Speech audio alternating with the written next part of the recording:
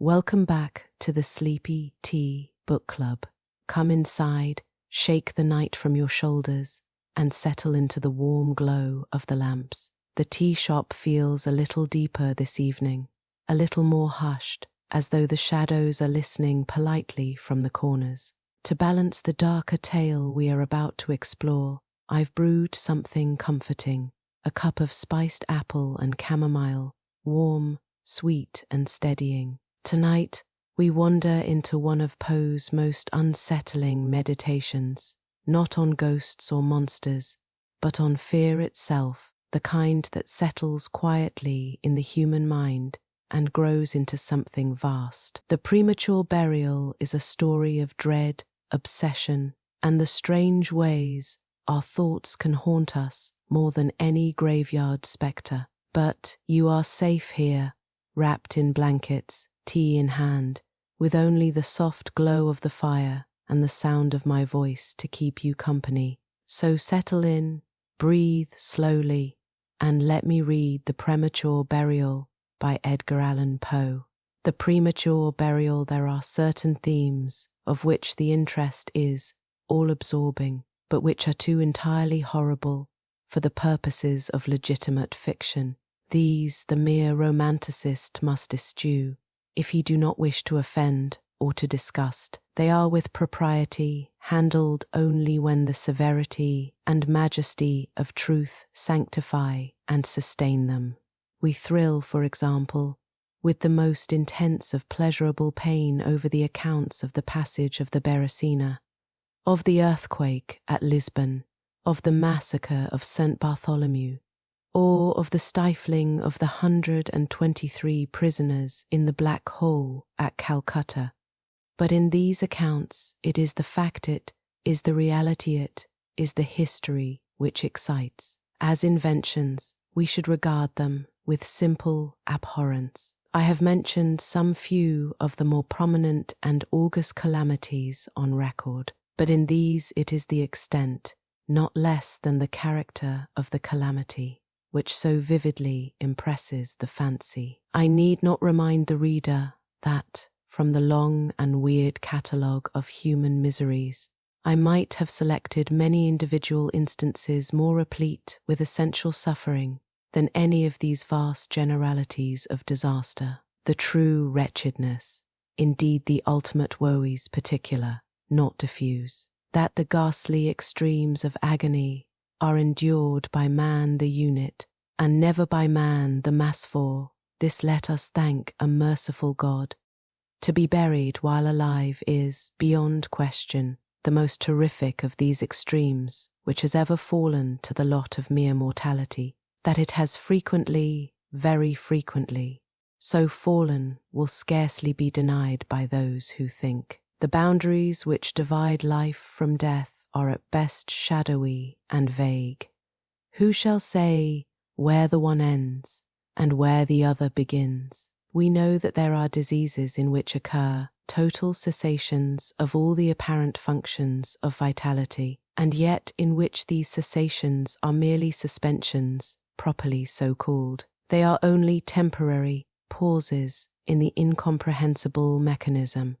A certain period elapses, and some unseen mysterious principle again sets in motion the magic pinions and the wizard wheels.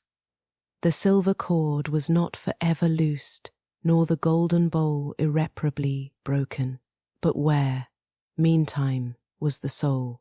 Apart, however, from the inevitable conclusion, a priori, that such causes must produce such effects, that the well-known occurrence of such cases of suspended animation must naturally give rise, now and then, to premature interments. Apart from this consideration, we have the direct testimony of medical and ordinary experience to prove that a vast number of such interments have actually taken place. I might refer at once, if necessary, to 100 well-authenticated instances, one of very remarkable character, and of which the circumstances may be fresh in the memory of some of my readers, occurred, not very long ago, in the neighboring city of Baltimore, where it occasioned a painful, intense, and widely extended excitement. The wife of one of the most respectable citizens, a lawyer of eminence, and a member of Congress, was seized with a sudden and unaccountable illness, which completely baffled the skill of her physicians. After much suffering, she died, or was supposed to die. No one suspected, indeed, or had reason to suspect, that she was not actually dead. She presented all the ordinary appearances of death. The face assumed the usual pinched and sunken outline. The lips were of the usual marble pallor. The eyes were lusterless. There was no warmth. Pulsation had ceased. For 3 days the body was preserved unburied, during which it had acquired a stony rigidity. The funeral, in short, was hastened on account of the rapid advance of what was supposed to be decomposition. The lady was deposited in her family vault, which, for 3 subsequent years, was undisturbed. At the expiration of this term, it was opened for the reception of a sarcophagus, but, alas, how fearful a shock awaited the husband who, personally, threw open the door. As its portals swung outwardly back, some white-apparelled object fell rattling within his arms. It was the skeleton of his wife in her yet unmoulded shroud. A careful investigation rendered it evident that she had revived within 2 days after her entombment, that her struggles within the coffin had caused it to fall from a ledge or shelf to the floor, where it was so broken as to permit her escape. A lamp which had been accidentally left full of oil within the tomb was found empty. It might have been exhausted, however, by evaporation. On the uttermost of the steps which led down into the dread chamber was a large fragment of the coffin, with which it seemed that she had endeavoured to arrest attention by striking the iron door. While thus occupied, she probably swooned, or possibly died, through sheer terror, and in failing, her shroud became entangled in some ironwork which projected interiorly. Thus she remained, and thus she rotted, erect. In the year 1810, a case of living inhumation happened in France, attended with circumstances which go far to warrant the assertion that truth is, indeed, stranger than fiction. The heroine of the story was a Mademoiselle Victorine Lafayette, a young girl of illustrious family, of wealth, and of great personal beauty. Among her numerous suitors was Julien Bossuet, a poor litterateur or journalist of Paris. His talents and general amiability had recommended him to the notice of the heiress, by whom he seems to have been truly beloved, but her pride of birth decided her, finally, to reject him and to wed a Monsieur Renel, a banker and a diplomatist of some eminence. After marriage, however, this gentleman neglected and perhaps even more positively ill-treated her. Having passed with him some wretched years, she died. At least her condition so closely resembled death as to deceive everyone who saw her. She was buried not in a vault, but in an ordinary grave in the village of her nativity. Filled with despair and still inflamed by the memory of a profound attachment, the lover journeys from the capital to the remote province in which the village lies, with the romantic purpose of disinterring the corpse and possessing himself of its luxuriant tresses. He reaches the grave. At midnight he unearths the coffin, opens it, and is in the act of detaching the hair when he is arrested by the unclosing of the beloved eyes. In fact, the lady had been buried alive. Vitality had not altogether departed, and she was aroused by the caresses of her lover from the lethargy which had been mistaken for death. He bore her, frantically, to his lodgings in the village. He employed certain powerful restoratives suggested by no little medical learning. In fine, she revived. She recognized her preserver. She remained with him until, by slow degrees, she fully recovered her original health. Her woman's heart was not adamant, and this last lesson of love sufficed to soften it. She bestowed it upon Bossuet. She returned no more to her husband, but, concealing from him her resurrection, fled with her lover to America. 20 years afterward, the two returned to France, in the persuasion that time had so greatly altered the lady's appearance that her friends would be unable to recognize her. They were mistaken, however, for, at the first meeting, Monsieur Renelle did actually recognize and make claim to his wife. This claim she resisted, and a judicial tribunal sustained her in her resistance, deciding that the peculiar circumstances, with the long lapse of years, had extinguished, not only equitably, but legally, the authority of the husband. The Chirurgical Journal of Leipzig, a periodical of high authority and merit, which some American bookseller would do well to translate and republish, records in a late number a very distressing event of the character in question. An officer of artillery, a man of gigantic stature and of robust health, being thrown from an unmanageable horse, received a very severe contusion upon the head, which rendered him insensible at once. The skull was slightly fractured, but no immediate danger was apprehended. Trepanning was accomplished successfully. He was bled, and many other of the ordinary means of relief were adopted. Gradually, however, he fell into a more and more hopeless state of stupor, and finally it was thought that he died. The weather was warm, and he was buried with indecent haste in one of the public cemeteries. His funeral took place on Thursday.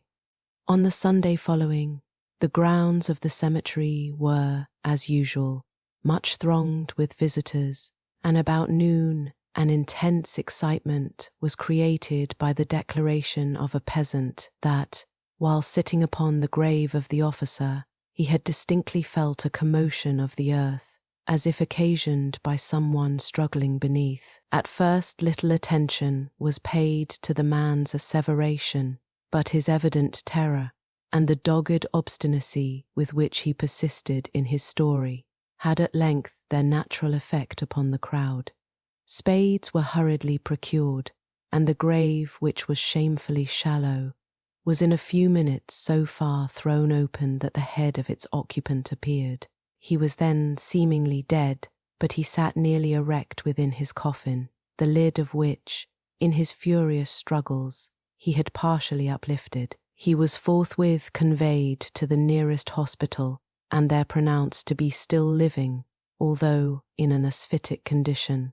After some hours he revived, recognized individuals of his acquaintance, and, in broken sentences, spoke of his agonies in the grave.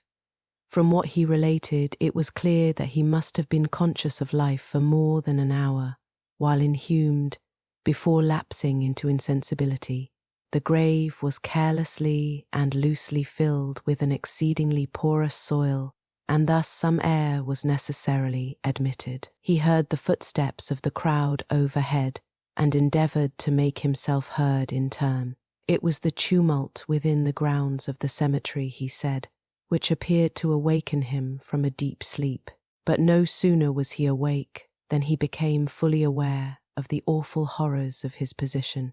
This patient, it is recorded, was doing well and seemed to be in a fair way of ultimate recovery, but fell a victim to the quackeries of medical experiment. The galvanic battery was applied, and he suddenly expired in one of those ecstatic paroxysms which, occasionally, it superinduces. The mention of the galvanic battery, nevertheless, recalls to my memory a well-known and very extraordinary case in point, where its action proved the means of restoring to animation a young attorney of London who had been interred for 2 days. This occurred in 1831 and created, at the time, a very profound sensation wherever it was made the subject of converse. The patient, Mr. Edward Stapleton, had died, apparently of typhus fever. accompanied with some anomalous symptoms which had excited the curiosity of his medical attendants. Upon his seeming decease, his friends were requested to sanction a post-mortem examination, but declined to permit it. As often happens when such refusals are made, the practitioners resolved to disinter the body and dissect it at leisure, in private. Arrangements were easily effected with some of the numerous corps of body snatchers, with which London abounds, and, upon the third night after the funeral, the supposed corpse was unearthed from a grave 8 feet deep and deposited in the opening chamber of one of the private hospitals. An incision of some extent had been actually made in the abdomen, when the fresh and undecayed appearance of the subject suggested an application of the battery. One experiment succeeded another, and the customary effects supervened, with nothing to characterize them in any respect, except, upon 1 or 2 occasions, a more than ordinary degree of lifelikeness in the convulsive action. It grew late. The day was about to dawn, and it was thought expedient, at length, to proceed at once to the dissection. A student, however, was especially desirous of testing a theory of his own, and insisted upon applying the battery to one of the pectoral muscles. A rough gash was made, and a wire hastily brought in contact, when the patient, with a hurried but quite unconvulsive movement, arose from the table, stepped into the middle of the floor, gazed about him uneasily for a few seconds, and then spoke. What he said was unintelligible, but words were uttered, the syllabification was distinct. Having spoken, he fell heavily to the floor. For some moments all were paralyzed, with all but the urgency of the case soon restored them their presence of mind. It was seen that Mr. Stapleton was alive, although in a swoon. Upon exhibition of ether he revived, and was rapidly restored to health, and to the society of his friends, from whom, however, all knowledge of his resuscitation was withheld, until a relapse was no longer to be apprehended.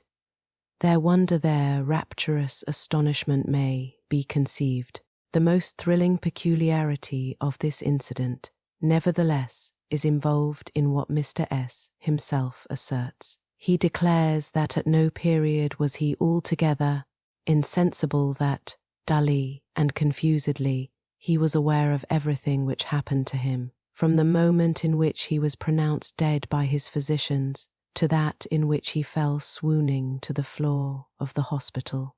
"I am alive," were the uncomprehended words which, upon recognizing the locality of the dissecting room, he had endeavored, in his extremity, to utter.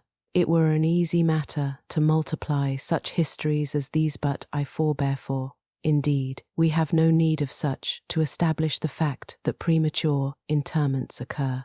When we reflect how very rarely, from the nature of the case, we have it in our power to detect them, we must admit that they may frequently occur without our cognizance. Scarcely, in truth, is a graveyard ever encroached upon, for any purpose, to any great extent, that skeletons are not found in postures which suggest the most fearful of suspicions. Fearful, indeed, the suspicion, but more fearful the doom. It may be asserted, without hesitation, that no event is so terribly well adapted to inspire the supremeness of bodily and of mental distress as is burial before death. The unendurable oppression of the lungs, the stifling fumes from the damp earth, the clinging to the death garments, the rigid embrace of the narrow house, the blackness of the absolute night, the silence, like a sea that overwhelms the unseen but palpable presence of the conqueror worm these things, with the thoughts of the air and grass above, with memory of dear friends who would fly to save us if but informed of our fate, and with consciousness that of this fate they can never be informed, that our hopeless portion is that of the really dead. These considerations, I say, carry into the heart, which still palpitates, a degree of appalling and intolerable horror from which the most daring imagination must recoil. We know of nothing so agonizing upon earth, we can dream of nothing half so hideous in the realms of the nethermost hell. And thus all narratives upon this topic have an interest profound, an interest, nevertheless, which, through the sacred awe of the topic itself, very properly and very peculiarly depends upon our conviction of the truth of the matter narrated. What I have now to tell is of my own actual knowledge of, my own positive and personal experience. For several years I had been subject to attacks of the singular disorder which physicians have agreed to term catalepsy, in default of a more definitive title. Although both the immediate and the predisposing causes, and even the actual diagnosis, of this disease are still mysterious, its obvious and apparent character is sufficiently well understood. Its variations seem to be chiefly of degree. Sometimes the patient lies, for a day only, or even for a shorter period, in a species of exaggerated lethargy. He is senseless and externally motionless, but the pulsation of the heart is still faintly perceptible. Some traces of warmth remain.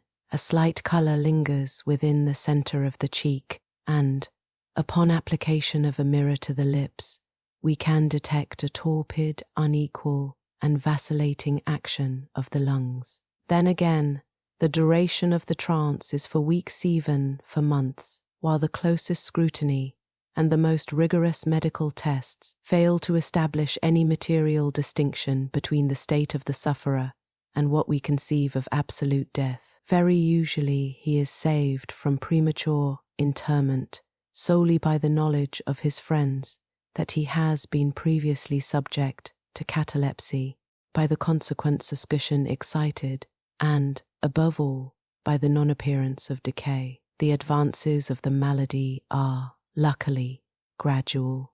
The first manifestations, although marked, are unequivocal. The fits grow successively more and more distinctive, and endure each for a longer term than the preceding.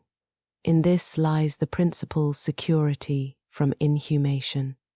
The unfortunate whose first attack should be of the extreme character which is occasionally seen would almost inevitably be consigned alive to the tomb. My own case differed in no important particular from those mentioned in medical books. Sometimes, without any apparent cause, I sank, little by little, into a condition of semi-syncope or half-swoon, and, in this condition, without pain, without ability to stir or, strictly speaking, to think, but with a dull, lethargic consciousness of life and of the presence of those who surrounded my bed, I remained until the crisis of the disease restored me, suddenly, to perfect sensation. At other times, I was quickly and impetuously smitten. I grew sick and numb and chilly and dizzy, and so fell prostrate at once. Then, for weeks, all was void and black and silent, and nothing became the universe. Total annihilation could be no more. From these latter attacks I awoke, however, with a gradation slow in proportion to the suddenness of the seizure, just as the day dawns to the friendless and houseless beggar who roams the streets throughout the long, desolate winter night. Just so tardily, just so tearily, just so cheerily came back the light of the soul to me. Apart from the tendency to trance, however, my general health appeared to be good, nor could I perceive that it was at all affected by the one prevalent malady, unless, indeed, an idiosyncrasy in my ordinary sleep may be looked upon as superinduced. Upon awaking from slumber, I could never gain at once thorough possession of my senses, and always remained, for many minutes, in much bewilderment and perplexity, the mental faculties in general, but the memory in especial, being in a condition of absolute abeyance. In all that I endured, there was no physical suffering, but of moral distress and infinitude. My fancy grew charnel. I talked of worms, of tombs, and epitaphs. I was lost in reveries of death, and the idea of premature burial held continual possession of my brain. The ghastly danger to which I was subjected haunted me day and night. In the former, the torture of meditation was excessive, in the latter, supreme. When the grim darkness overspread the earth, then, with every horror of thought, I shook as the quivering plumes upon the hearse. When nature could endure wakefulness no longer, it was with a struggle that I consented to sleep, for I shuddered to reflect that, upon awaking, I might find myself the tenant of a grave. And when, finally, I sank into slumber, it was only to rush at once into a world of phantasms, above which, with vast, sable, overshadowing wing, hovered, predominant, the one sepulchral idea. From the innumerable images of gloom which thus oppressed me in dreams, I select for record but a solitary vision. Methought I was immersed in a cataleptic trance of more than usual duration and profundity. Suddenly there came an icy hand upon my forehead, and an impatient, gibbering voice whispered the word "arise" within my ear. I sat erect. The darkness was total. I could not see the figure of him who had aroused me. I could call to mind neither the period at which I had fallen into the trance, nor the locality in which I then lay. While I remained motionless and busied in endeavours to collect my thought, the cold hand grasped me fiercely by the wrist, shaking it petulantly, while the gibbering voice said again, "Arise, did I not bid thee arise?" "And who," demanded, "art thou?" "I have no name in the regions which I inhabit," replied the voice, mournfully. "I was mortal, but am fiend. I was merciless, but am pitiful. Thou dost feel that I shudder. My teeth chatter as I speak, yet it is not with the chilliness of the night without end. But this hideousness is insufferable. How canst thou tranquilly sleep? I cannot rest for the cry of these great agonies. These sights are more than I can bear. Get thee up, come with me into the outer night, and let me unfold to thee the graves. Is not this a spectacle of woe? Behold, I looked, and the unseen figure, which still grasped me by the wrist, had caused to be thrown open the graves of all mankind, and from each issued the faint phosphoric radiance of decay, so that I could see into the innermost recesses, and there view the shrouded bodies in their sad and solemn slumbers with the worm. But alas, the real sleepers were fewer, by many millions, than those who slumbered not at all.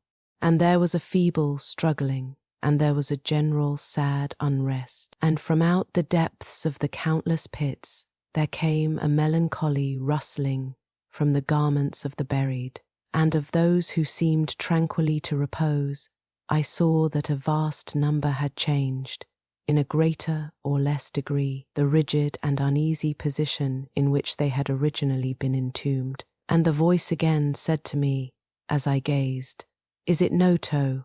Is it not a pitiful sight?" But, before I could find words to reply, the figure had ceased to grasp my wrist, the phosphoric lights expired, and the graves were closed with a sudden violence, while from out them arose a tumult of despairing cries, saying again, "Is it not, O God? Is it not a very pitiful sight?" Fantasies such as these, presenting themselves at night, extended their terrific influence far into my waking hours. My nerves became thoroughly unstrung, and I fell a prey to perpetual horror.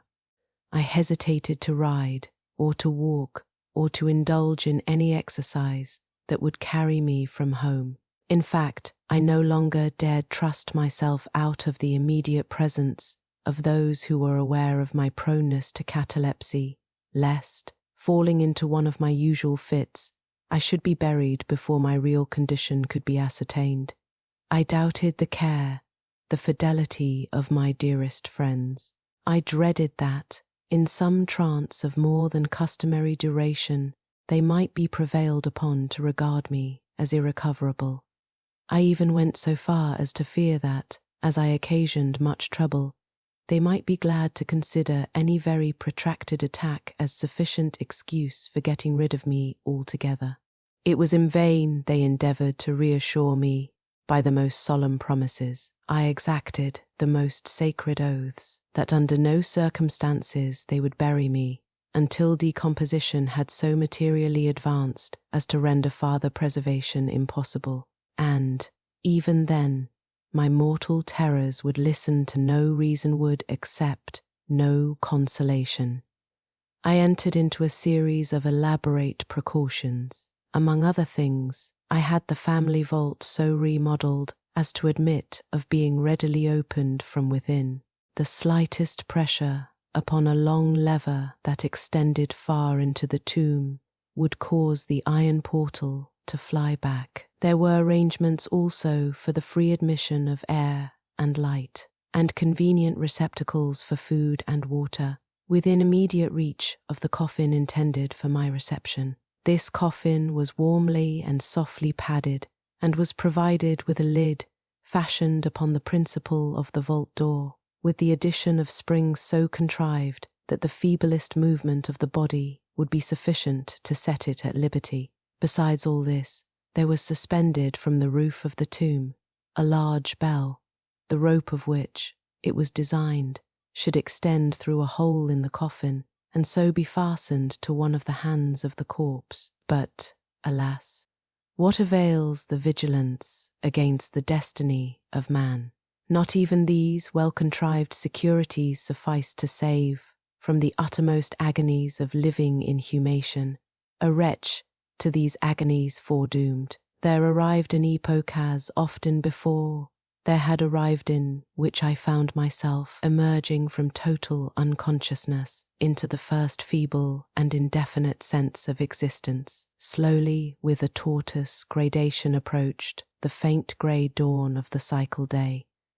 A torpid uneasiness, an apathetic endurance of dull pain, no care, no hope, no effort. Then, after a long interval, a ringing in the ears, then, after a lapse still longer, a prickling or tingling sensation in the extremities, then a seemingly eternal period of pleasurable quiescence, during which the awakening feelings are struggling into thought, then a brief resinking into nonentity, then a sudden recovery. At length the slight quivering of an eyelid, and immediately thereupon an electric shock of a terror deadly and indefinite, which sends the blood in torrents from the temples to the heart. And now the first positive effort to think, and now the first endeavour to remember, and now a partial and evanescent success, and now the memory has so far regained its dominion that, in some measure, I am cognizant of my state. I feel that I am not awaking from ordinary sleep. I recollect that I have been subject to catalepsy, and now, at last, as if by the rush of an ocean, my shuddering spirit is overwhelmed by the one grim danger, by the one spectral and ever-prevalent idea. For some minutes after this fancy possessed me, I remained without motion. And why? I could not summon courage to move. I dared not make the effort which was to satisfy me of my fate, and yet there was something at my heart which whispered me it was sure.